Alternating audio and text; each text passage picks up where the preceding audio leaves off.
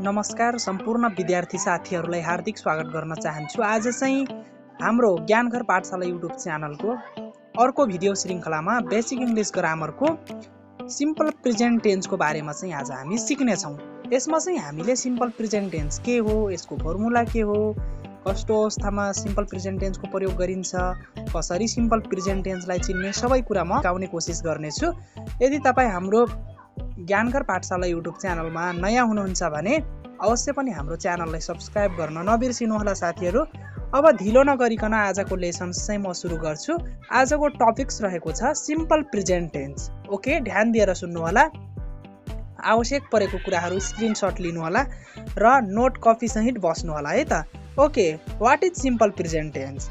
The present tense indicates that an action is present now relative to the speaker or writer.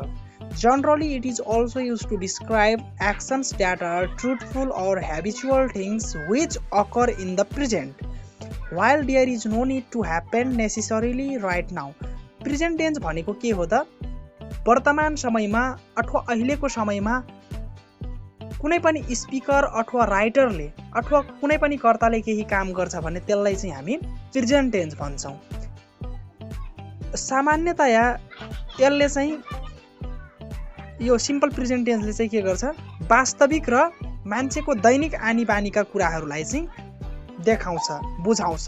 While there is no need to happen necessary right now, यसमा चाहिँ कुनै पनि कुरा भर्खर सुरु हुन गइरहेको हुन्छ। अब यसको चाहिँ जनरल फर्मुला के छ त? सब्जेक्ट पछि एम इज आर पछि डाइरेक्ट अब्जेक्ट आयो भने पनि त्यो सिम्पल प्रेजेन्ट टेन्स हुन्छ। तर खासमा यसको फर्मुला चाहिँ के हो त? सब्जेक्ट पछाडि कि त भर्ब 1 हुन्छ कि त भर्ब 5, त्यसपछि अब्जेक्ट हुन्छ। अब भर्ब 1 मा चाहिँ यस यस आइएस को फर्म लाग्दैन, भर्ब 5 मा चाहिँ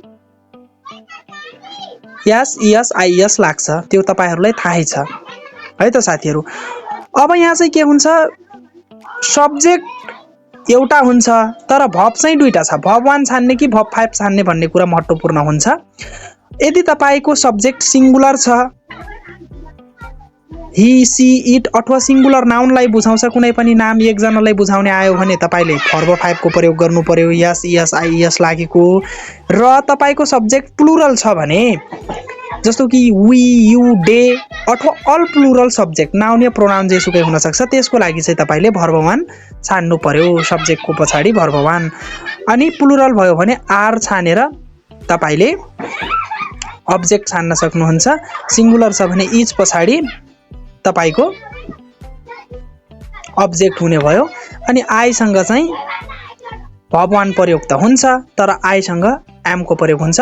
यसमा चाहिँ इज एम आर को प्रयोग त हुन्छ, नझुकिनु होला। इज एम आर पछि डाइरेक्ट अब्जेक्ट को प्रयोग हुन्छ।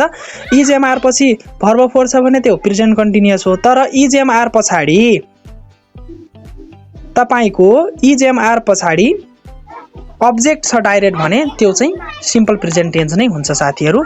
अब सिम्पल प्रेजेन्ट टेन्सलाई चाहिँ कहाँ प्रयोग गर्ने, कसरी प्रयोग गर्ने भन्ने कुरा पनि बुझौं। Use of simple present tense. Rule number 1, simple present tense is used to express the idea that an action is repeated or usual actions like a habit or hobby or daily event or scheduled event or something that often happens. It can also be something a person often forgets or usually does not do. अब यहाँ चाहिँ के भन्यो, simple present tense चाहिँ के को लागि प्रयोग हुन्छ, कस्तो ठाउँमा प्रयोग हुन्छ भन्ने कुरा है। यसले चाहिँ यस्तो क्रियालाई बुझाउँछ जुन चाहिँ दोहोरिएर आउँछ अथवा दिनदिनै हुन्छ। साधारण अक्सर भइराख्ने कामहरू जस्तो कि मान्छेको बानी भयो, उसको हबीको कुरा भयो, दैनिक हुने घटनाहरू भए अथवा कामहरू हुने भए अथवा केही कुरा अहिलेको समयमा हुन्छ भने त्यसलाई चाहिँ के भन्छ, सिम्पल प्रेजेन्ट टेन्स भन्छ। यसले चाहिँ के गर्छ, it can also be something a person often forgets or usually does not do. यसले अहिलेको समयमा कुनै काम हुन्छ अथवा हुँदैन भन्ने कुरा पनि बुझाउँछ। अहिलेको समयमा कुनै काम गरिँदैन भने पनि त्यसलाई सिम्पल प्रेजेन्ट टेन्स नै भनिन्छ। तर त्यो चाहिँ कस्तो हुनु पर्यो, युजुअली डज नट डु हुनु पर्यो है त, प्राय नगरिने कामहरू। अब चाहिँ हामी अर्को खण्डलाई हेर्छौँ है त साथीहरू। ओके, अब चाहिँ हामी इक्जाम्पलहरू हेर्छौँ है त। फर्स्ट इक्जाम्पल छ, I change my library book every week. म हरेक हप्ता मेरो लाइब्रेरीको किताब चेन्ज गर्छु भन्छ है। यो चाहिँ के बुझायो, उसले दैनिक गर्ने कामहरू, प्रत्येक हप्ता गर्ने काम बुझायो होइन। अनि अर्को छ, he takes the dog out twice a day. उसले चाहिँ कुकुरलाई 2 पटक बाहिर लैजान्छ, एक दिनमा 2 पटक लैजान्छ। यो पनि उसको ह्याबिट भयो है त। Birds usually build nest in the tree. चराहरूले प्राय रुखमा गुड लाउँछन्। यो पनि चराहरूको के हो त, चराहरूको काम हो होइन, चराहरूको अनिवार्य काम हो यो। I get up every day at 5 o'clock। म हरेक दिन 5 बजे बिहान उठ्छु भन्छ। बिहानै 5 बजे उठ्ने उसको बानी हो, ह्याबिट हो। त्यसैले यसले केलाई बुझायो त, सिम्पल प्रेजेन्ट टेन्सलाई बुझायो है त। अर्को छ, my father always takes his coffee without. My father always takes his coffee without sugar. मेरो बुवाले चाहिँ प्राय चिनी बिनाकै कफी खानुहुन्छ। यो चाहिँ बुवाको ह्याबिट रहेछ। बुवालाई चाहिँ चिनी मन पर्दो रहेनछ कफी खाने बेलामा, हेल्थको लागि पनि हो त्यो। त्यसैले यो चाहिँ बुवाको ह्याबिट भएकोले सिम्पल प्रेजेन्ट टेन्समा आयो है त। अब रुल नम्बर 2 लाई हेरौँ साथीहरू। The simple present tense is used to express a universal truth or scientific principle. The simple present tense is used to express a universal truth or scientific principle. यदि वैज्ञानिकहरूले कुनै पनि कुरालाई चाहिँ साइन्टिफिक प्रिन्सिपल, वैज्ञानिक सिद्धान्त र विश्वव्यापी सत्य ठानिएका कुराहरू एक्सप्रेस गर्नको लागि पनि हामीले सिम्पल प्रेजेन्ट टेन्स प्रयोग गर्छौँ। अब इक्जाम्पल हेरौँ है त।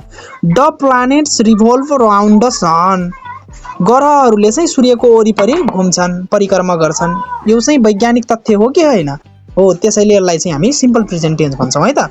अब अर्को इक्जाम्पल छ, water contents oxygen and hydrogen. पानीले चाहिँ, अर्थात् पानीमा चाहिँ अक्सिजन र हाइड्रोजन हुन्छ, हो कि होइन भने यो पनि सिम्पल प्रेजेन्ट टेन्स हो, ट्रुथ भएकोले, ट्रुथ कुरा भएकोले। The sun rises in the east. सूर्य पूर्वबाट उडाउँछ। यो पनि सत्य कुरा हो, विज्ञानले मानेको कुरा र संसारले मानेको कुरा भएकोले यसलाई पनि हामी सिम्पल प्रेजेन्ट टेन्स भन्छौँ है त साथीहरू। अब चाहिँ हामी रुल नम्बर 3 लाई हेर्छौँ है त।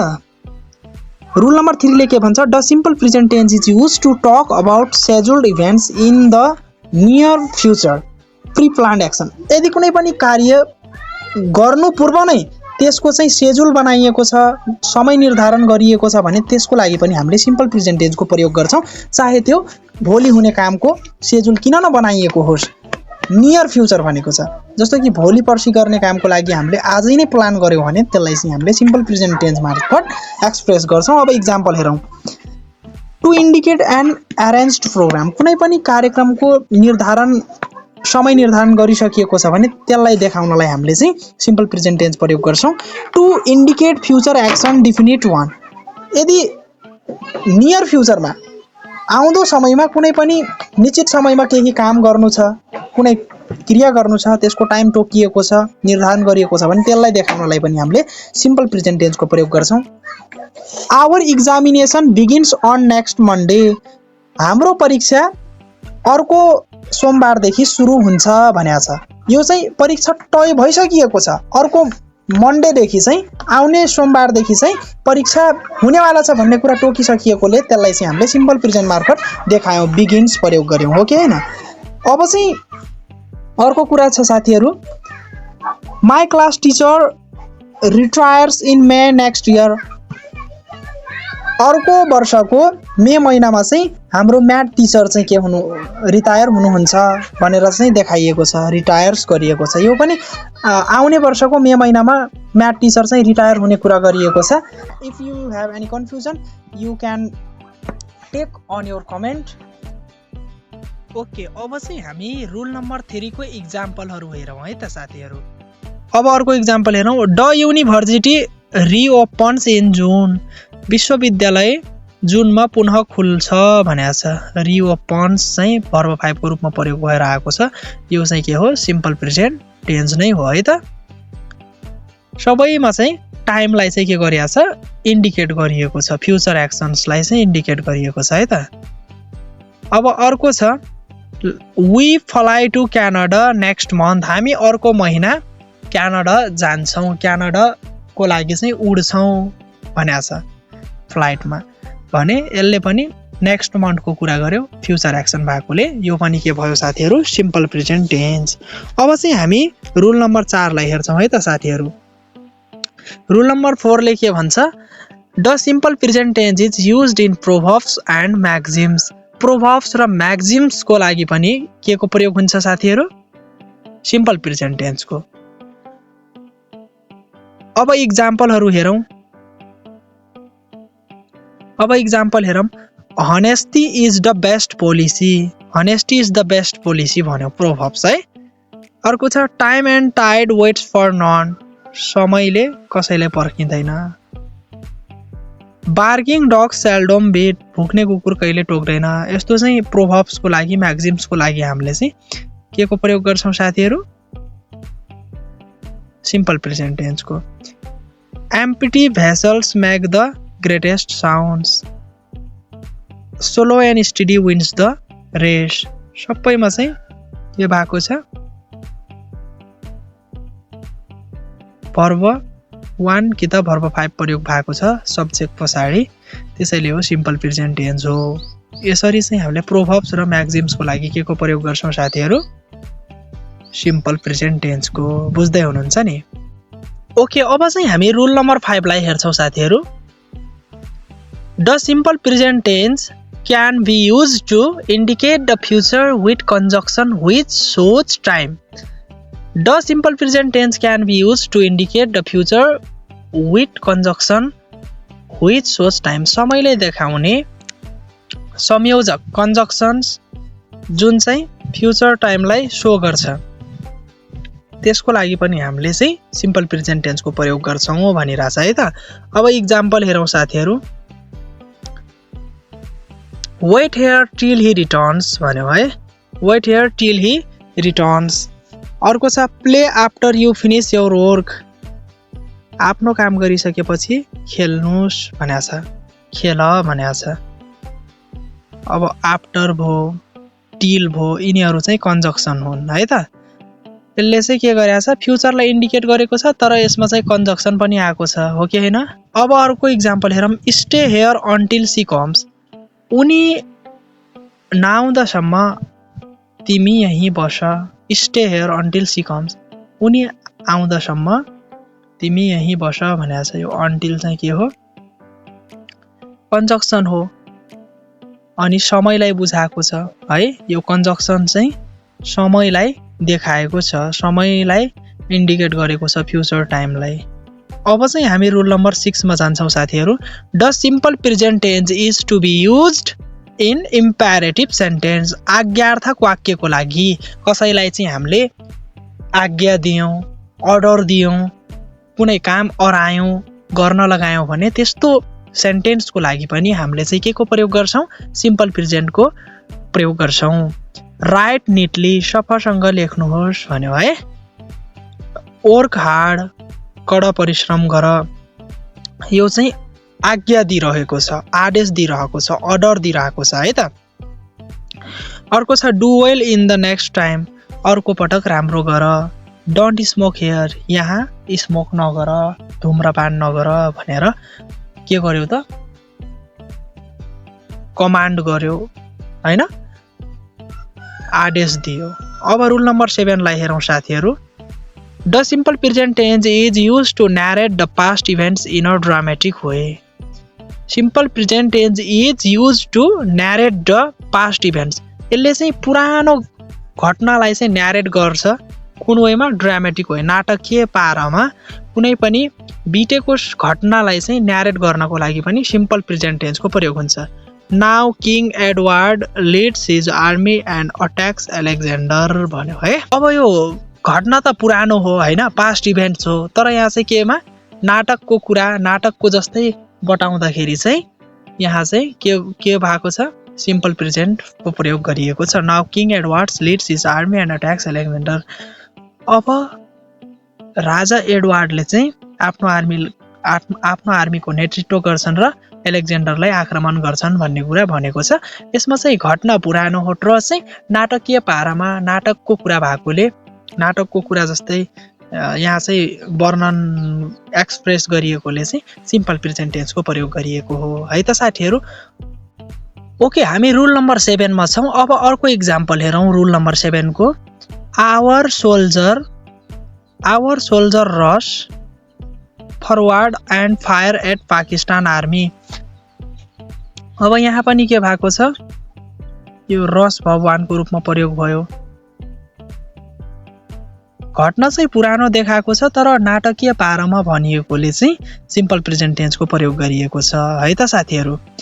अब किवर्ड्सहरू, यदि सेन्टेन्समा सब्जेक्ट पछाडि usually, often, as usual, frequently, generally, ever, in general, sometime, always, in these days, rarely, regularly, seldom, as a rule, occasionally, nowadays, scarcely, periodically, यस्तो शब्दहरू सेन्टेन्समा आएमा पनि सिम्पल प्रेजेन्ट टेन्स हुन्छ भन्ने कुरा बुझ्नु होला है त साथीहरू। आजको क्लासमा हामीले सिम्पल प्रेजेन्ट टेन्स भनेको के हो, यसको फर्म के हो, यसको प्रयोग कस्तो अवस्थामा प्रयोग गर्ने र कस्तो किवर्ड्सहरू आएमा चाहिँ सिम्पल प्रेजेन्ट टेन्स हुन्छ भन्ने कुरा ब्रिफमा सिक्यौँ साथीहरू। यी कुराहरूलाई मजाले ध्यानमा राख्नु होला। तपाईको फ्युचर क्यारियर डेभलपमेन्टको लागि, तपाईको अंग्रेजी सिकाइको लागि र तपाईको ग्रामरलाई राम्रो बनाउनको लागि पनि यी नियमहरूले महत्त्वपूर्ण सहयोग गर्ने नै छन्। अब यस पछाडिको भिडियो चाहिँ पार्ट 2 मा प्रेजेन्ट कन्टिन्युअस टेन्सको बारेमा यसै गरी लिएर आउनेछु। त्यसैले हामीसँग जोडिराख्नु होला र हाम्रो ज्ञानघर पाठशाला युट्युब च्यानललाई अवश्य पनि सब्स्क्राइब गर्नुहोला भन्दै आजको क्लासलाई यही टुङ्ग्याउँछु। हस्, थ्याङ्क यू सो मच। शुभ दिन।